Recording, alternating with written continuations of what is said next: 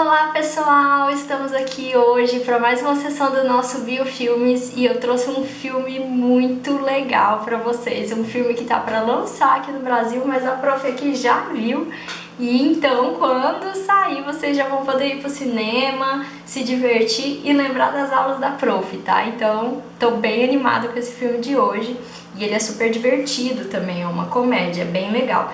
Então se você gosta de biologia, se você gosta de aprender biologia de uma forma diferente, vem pra cá que a gente vai aprender assistindo filme. Não tem coisa melhor? Comer uma pipoquinha e ainda lembrar de umas aulinhas, fazer conexões sobre o que você aprendeu na aula e o que tá lá. Então é bem legal.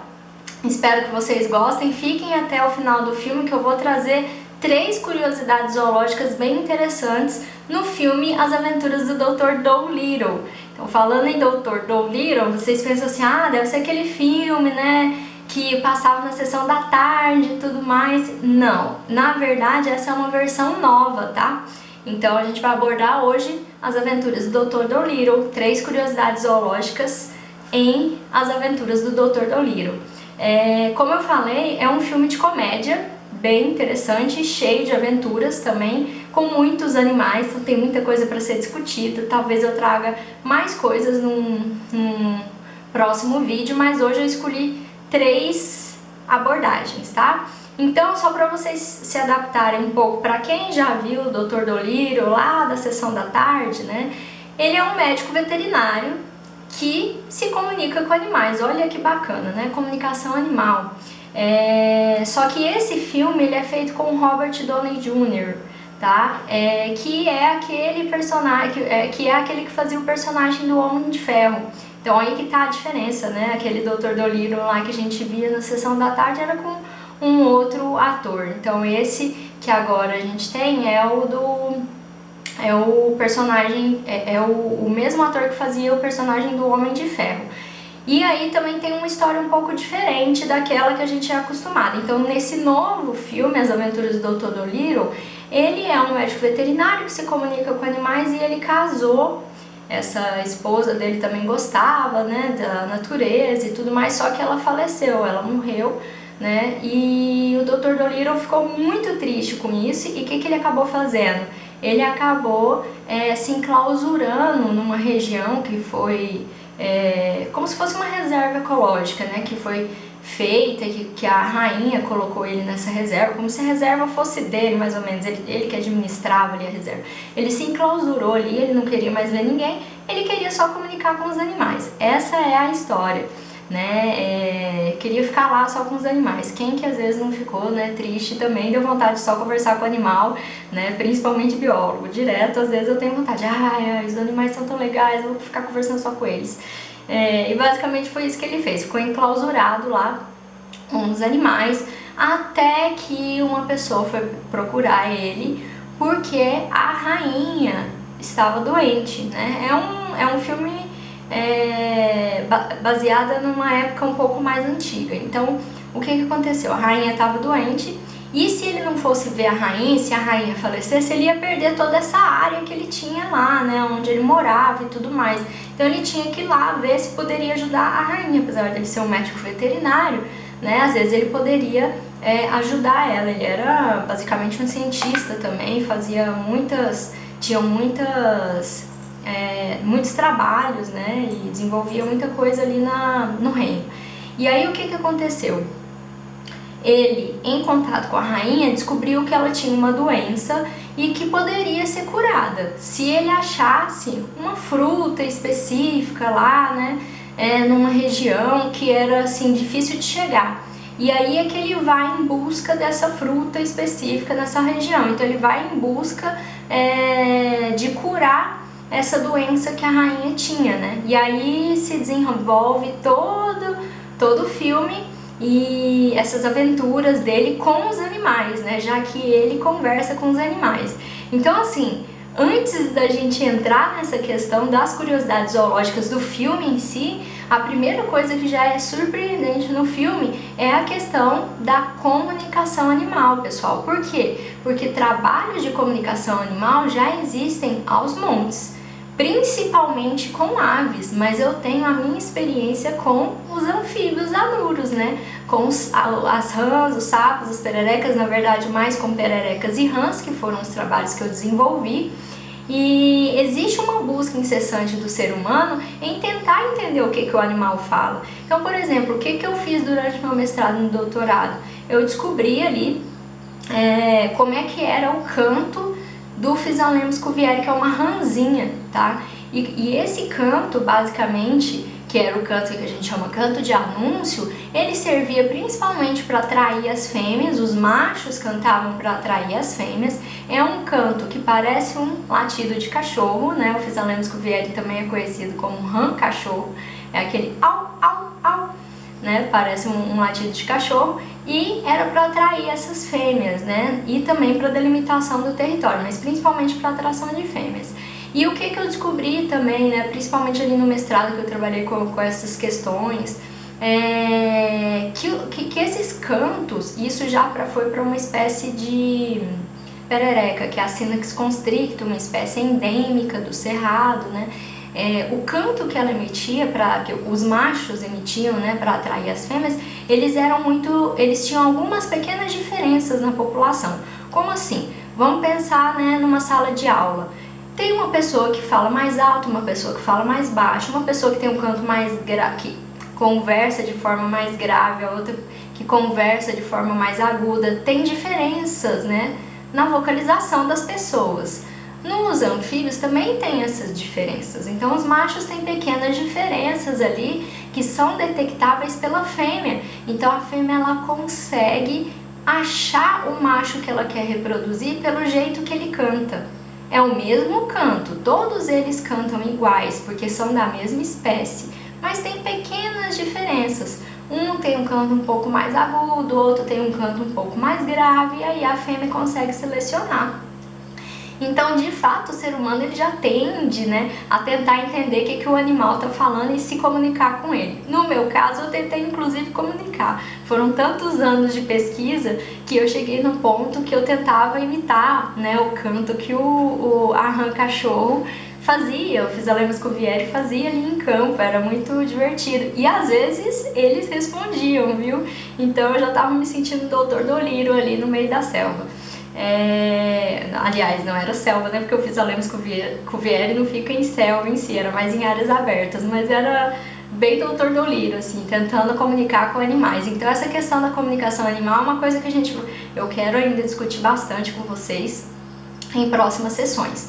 Mas basicamente hoje a gente vai abordar 3 itens interessantes aqui sobre questões zoológicas do filme.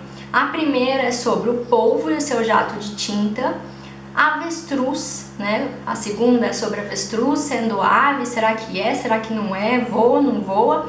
E a questão dos óleos compostos em insetos, tá? Então os óleos compostos em insetos são a nossa última questão aí que vai ser abordada. Então fica até o final que você vai aprender um pouquinho sobre cada uma dessas questões. Então, a primeira ideia que eu quero abordar com vocês é sobre o polvo e o jato de tinta, né? Pra gente falar sobre isso, vocês têm que entender quem é o polvo, né? O que ele é.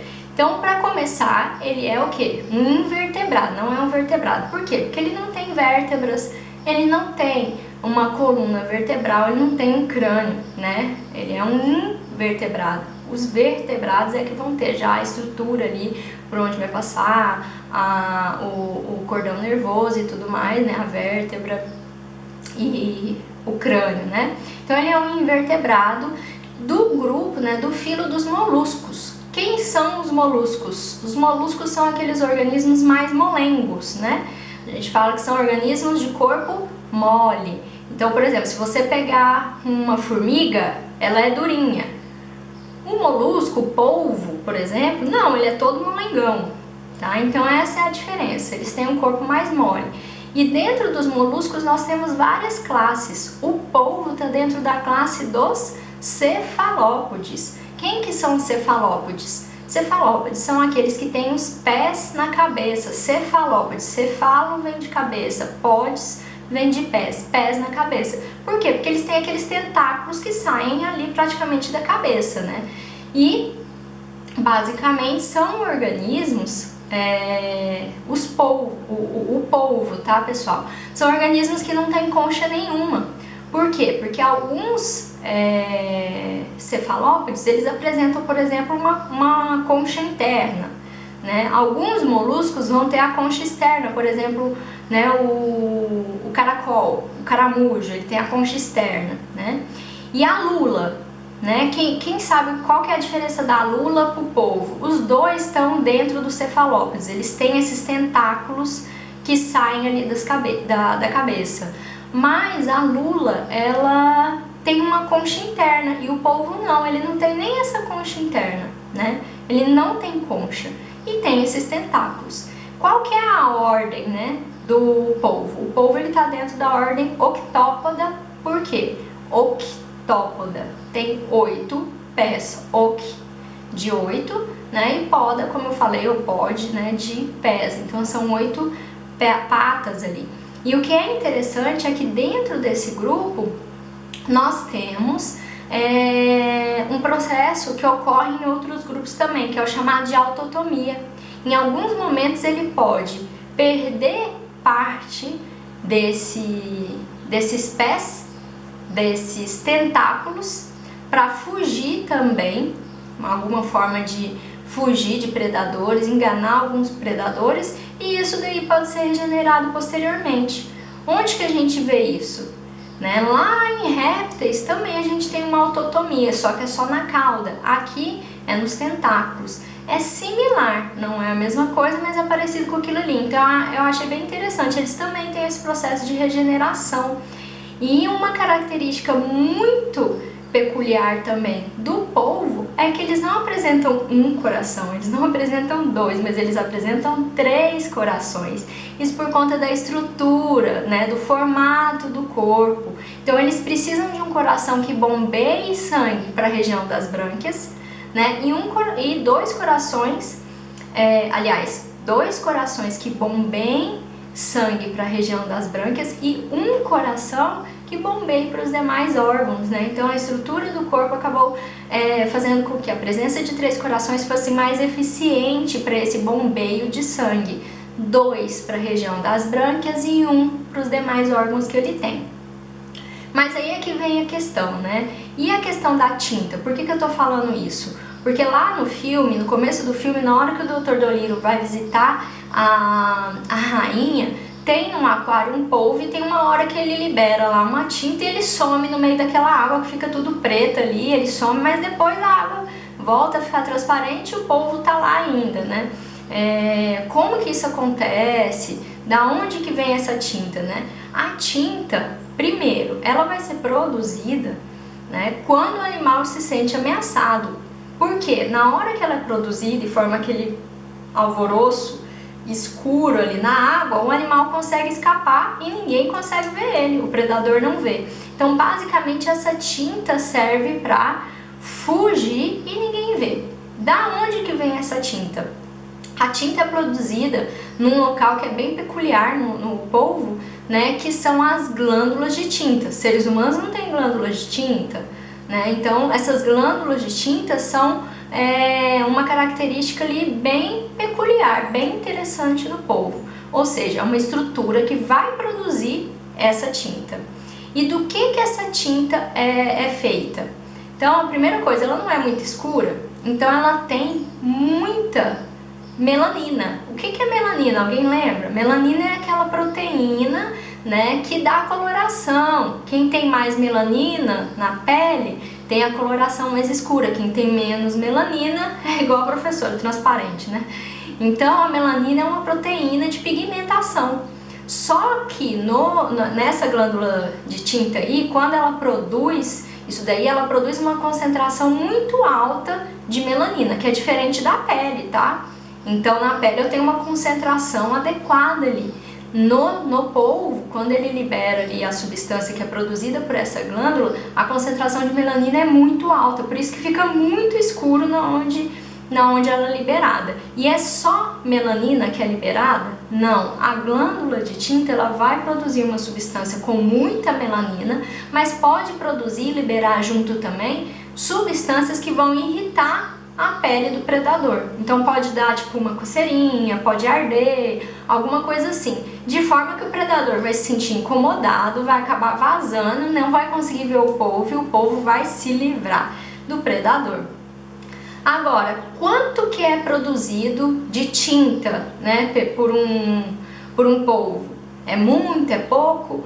Isso vai depender da espécie e vai depender do tamanho do polvo. Se for um polvo pequenininho, gente, um pouquinho de tinta já vai fazer com que ele fique invisível, né? Que ninguém consiga ver ele. Mas se for um polvo grande demais, a gente vai ter que produzir mais tinta, porque senão ele vai ficar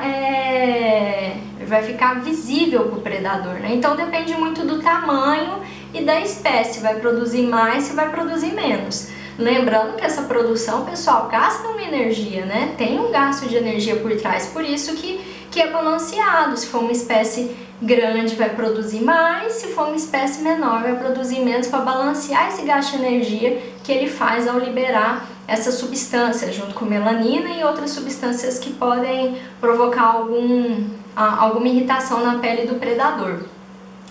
E aí, como que ele vai escapar? Ele liberou, ele vai ficar lá parado, só esperando o predador ir embora? Não, porque o predador pode não ir embora, pode ser que naquela hora ali ele não liberou uma quantidade que irrite tanto a pele do predador, enfim, ele não pode ficar parado ali.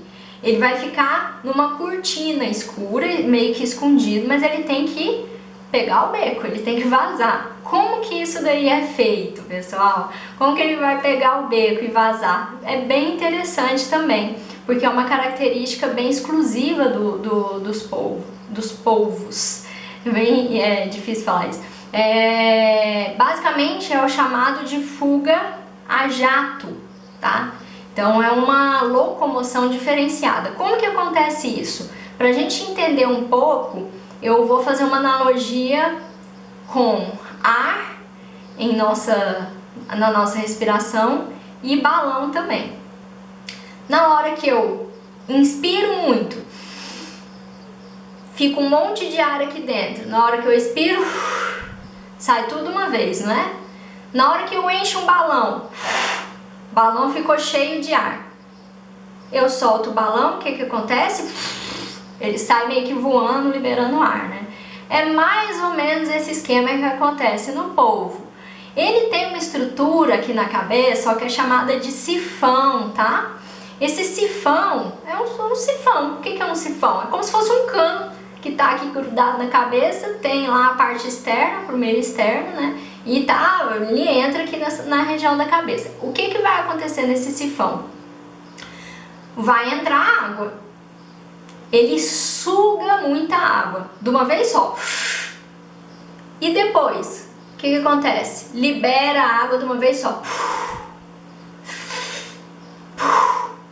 O pessoal fala que eu faço muita onomatopeia, tá? Isso até nas aulas presenciais também, pessoal. Mas é isso que acontece, é sugar demais, liberar rápido demais. Sugou rápido, liberou rápido, ele sai como se fosse um jato. Ó. Sugou, liberou, sugou.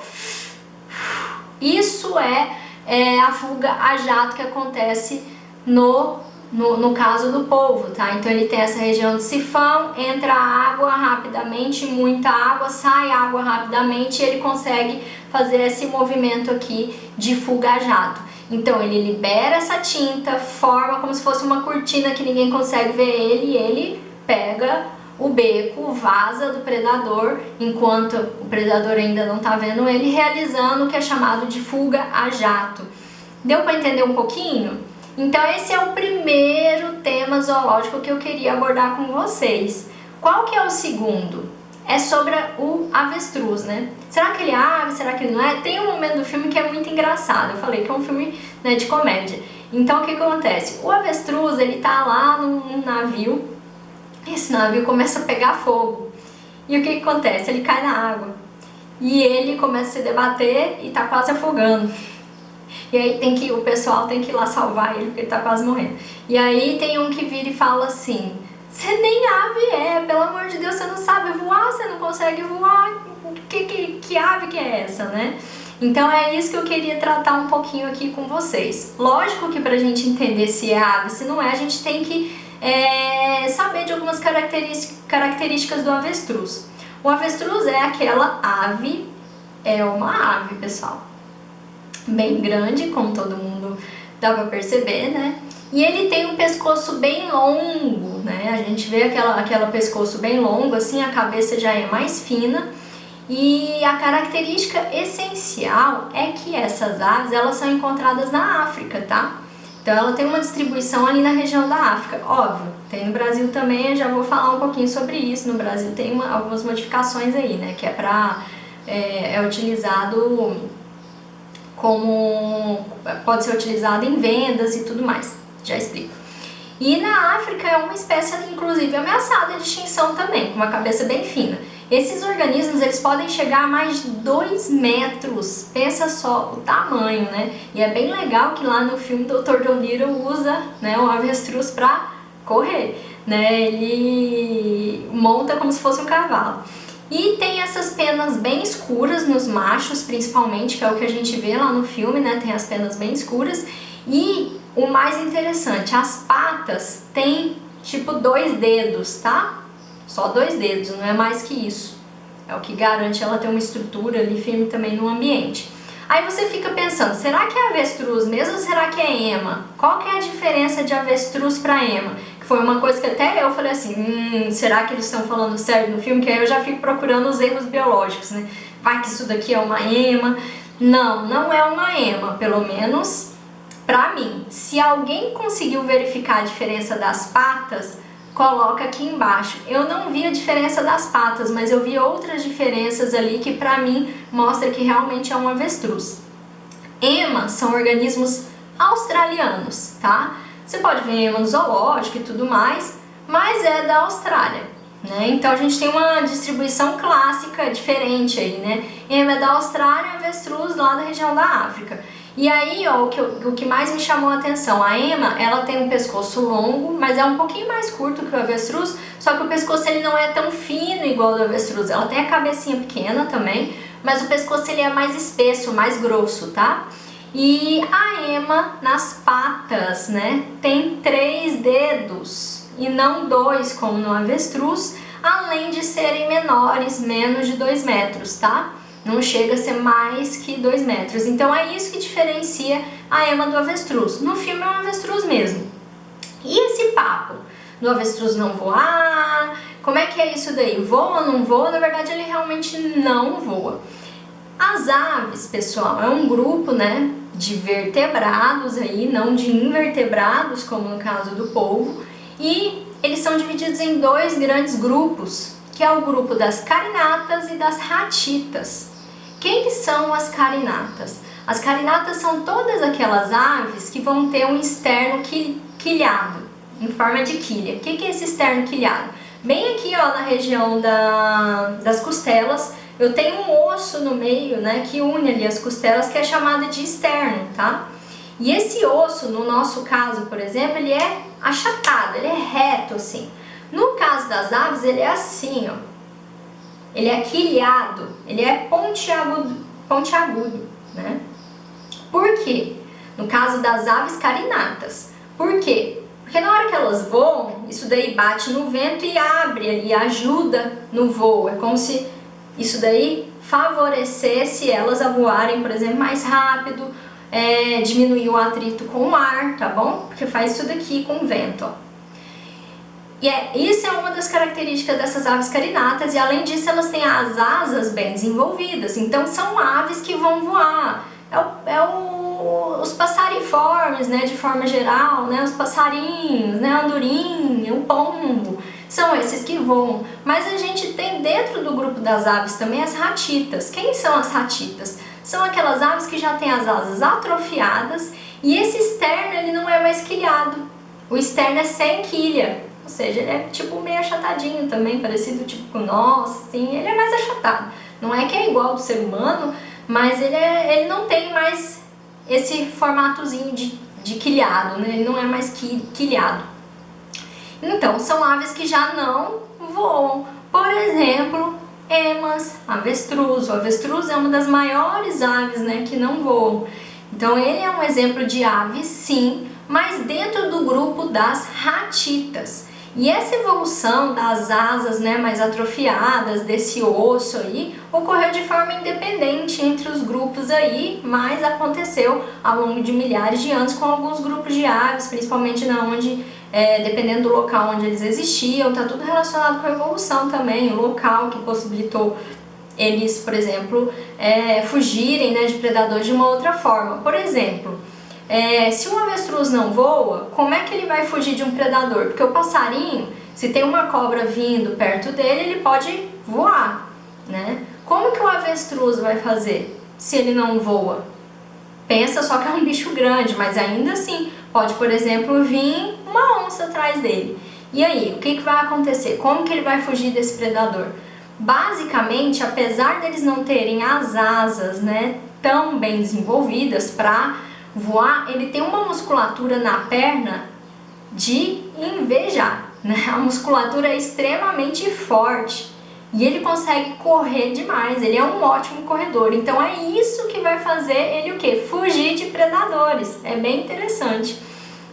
Então, essas aves, né, elas podem viver por muito tempo, tendo milhares de filhotes. Inclusive depois eu vou trazer uma foto para vocês, né, que a minha amiga tirou durante a coleta dela, com um avestruz cheio dos filhotinhos, muito bonitinho.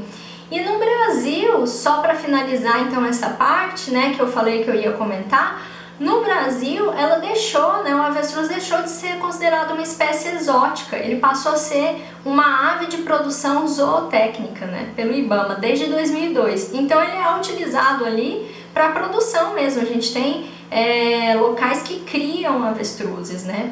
E uma coisa interessante é que, justamente por conta dessa estrutura da musculatura que é muito forte, né, ele tem um tendão ali muito eficiente, né? O tendão da região da musculatura ali da pata mesmo. E esses tendões podem inclusive ser transplantados para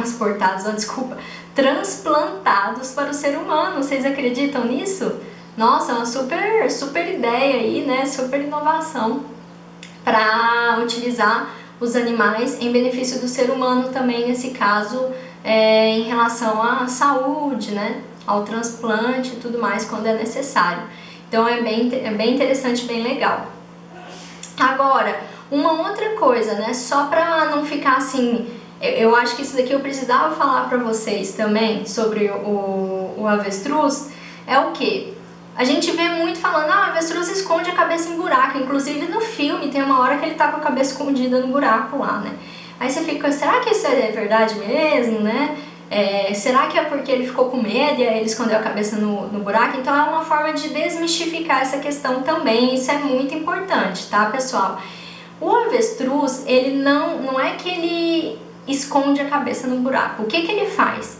Ele aproxima a cabeça e o pescoço do chão, mas ele não esconde no buraco, porque se ele escondesse no buraco, ele não ia nem conseguir respirar, tá? Então o que acontece é que ele aproxima a cabeça e o pescoço do chão. Por quê? É para fugir de predador? Não, porque na hora que ele aproxima a cabeça e o pescoço do chão, ele consegue sentir melhor a vibração e saber se tem um predador chegando ou não. Se tem um predador próximo ou não. Olha que interessante. Então ele não enfia a cabeça no buraco. Ele chega próximo àquele buraco, aliás, aquele buraco não, ao solo, para sentir a vibração.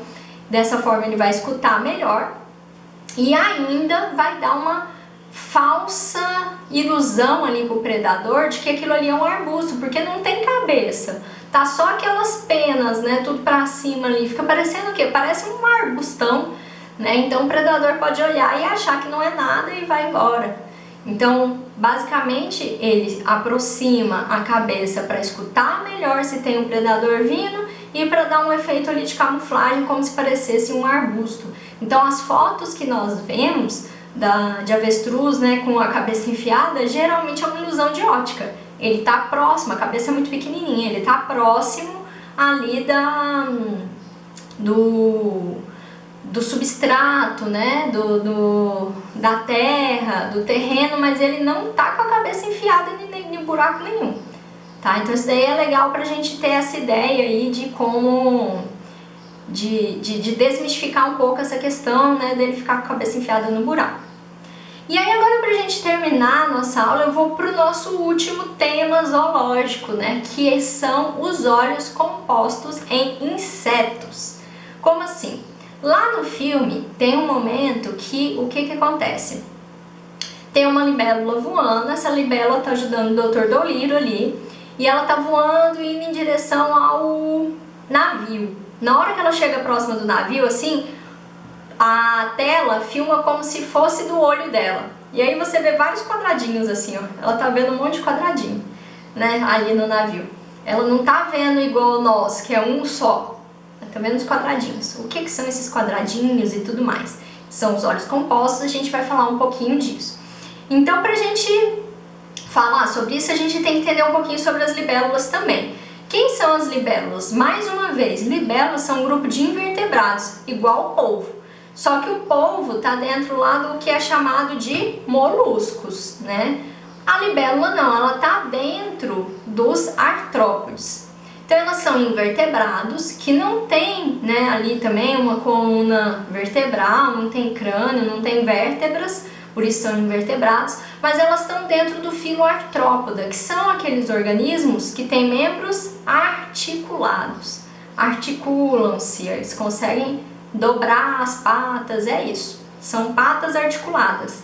Dentro do filo artrópode, as libélulas estão classificadas na classe insecta, né, dos insetos. Os insetos são aqueles que vão ter 3 pares de patas, né, diferente das outras classes de artrópodes, né? Por exemplo, as aranhas, aracnida, tem 4 pares de pata, né? Então difere. Além disso, tem 2 pares de asas, que é bem fácil de ver nas libélulas.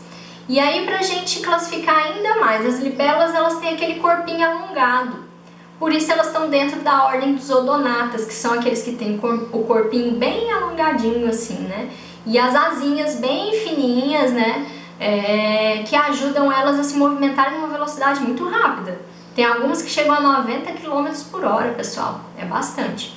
As libélulas, elas são muito importantes, né, pensando ecologicamente, porque elas indicam se um ambiente tá saudável ou não, se um ambiente ele tá bom ou se um ambiente tá ruim, se o ambiente está poluído ou não. São chamados bioindicadores de qualidade ambiental, então é bem interessante também.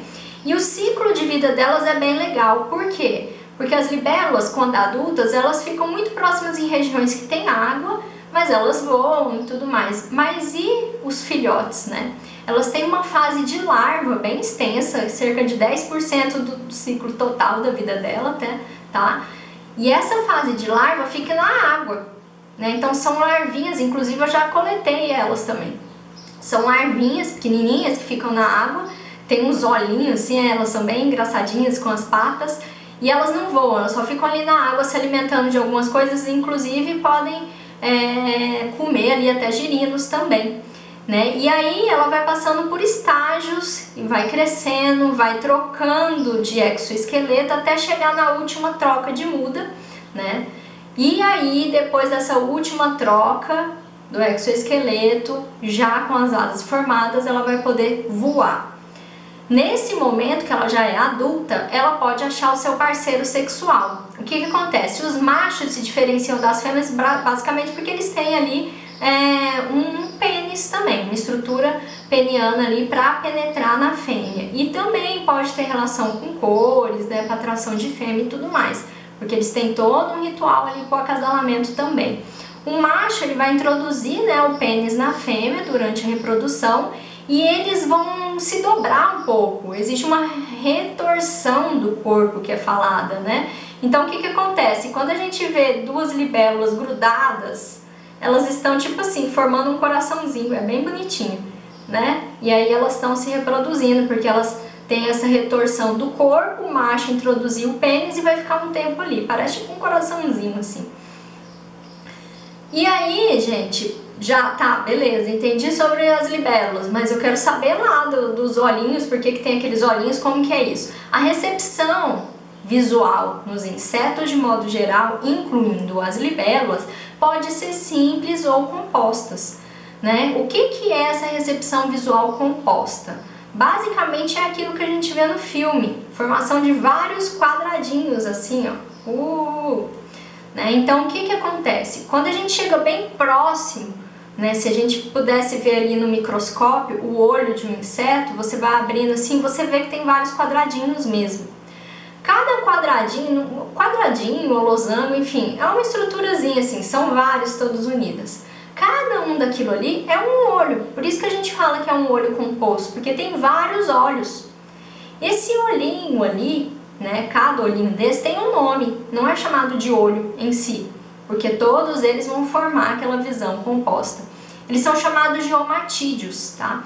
Esses omatídeos são muito importantes por uma visão maior ao redor, para transmissão de impulsos luminosos, tá? Então cada omatídeo, cada bolinha daquela ali vai ter um cordão nervoso para levar a informação para o cérebro, vai ter um cone cristalino, vai ter uma lente específica, ou seja, ele consegue observar por cada um daquilo ali, para cada bolinha daquela ali, que é chamada de omatídeo, tá? Então eu tenho vários omatídeos para formar o que? O meu olho total composto.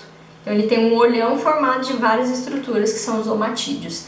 Essa é a formação dos olhos compostos em insetos. E qual que é a vantagem disso? Como eu falei, se ela vai aumentar a visão ao redor, vai ser importante para a visualização de impulsos luminosos, ela vai garantir que esses organismos têm uma vantagem, principalmente quando eles estão voando. Porque a gente, pessoal, a gente enxerga aqui, ó, um pouquinho aqui do lado. Ela tem uma visão mais geral. Então isso faz com que elas consigam voar de forma mais eficiente, né? Além disso, como eu falei, essa visão panorâmica ajuda no voo e auxilia também o quê? A encontrar alimento, porque ela tá voando, ela tem que encontrar alimento de longe.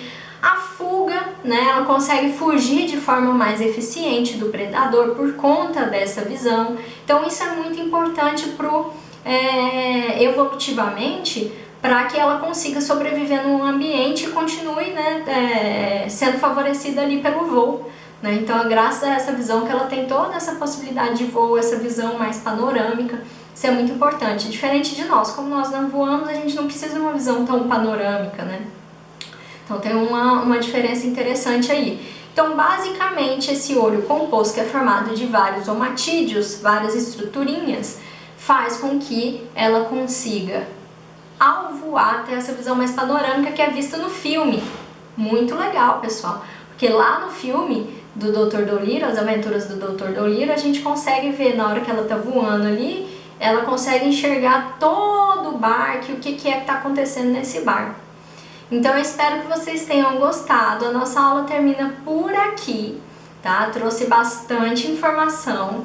Se vocês tiverem dúvidas, se vocês tiverem mais curiosidades, se vocês tiverem filmes interessantes para a Prof trazer para as próximas aulas, deixe aqui embaixo o comentário, compartilhe e vamos aprender cada vez mais assistindo o filme, pessoal. Espero que vocês tenham gostado.